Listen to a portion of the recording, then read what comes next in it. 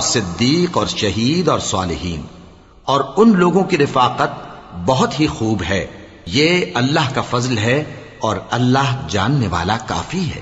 مومنو، جہاد کے لیے ہتھیار لے لیا کرو، پھر یا تو جماعت جماعت ہو کر نکلا کرو یا سب اکٹھے کوچ کیا کرو۔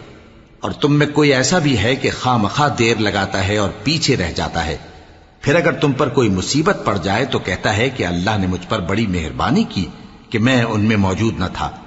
اور اگر اللہ تم پر فضل کرے تو اس طرح سے کہ گویا تم میں اس میں دوستی تھی ہی نہیں، افسوس کرتا اور کہتا ہے کہ کاش میں بھی ان کے ساتھ ہوتا تو مقصد عظیم حاصل ہوتا۔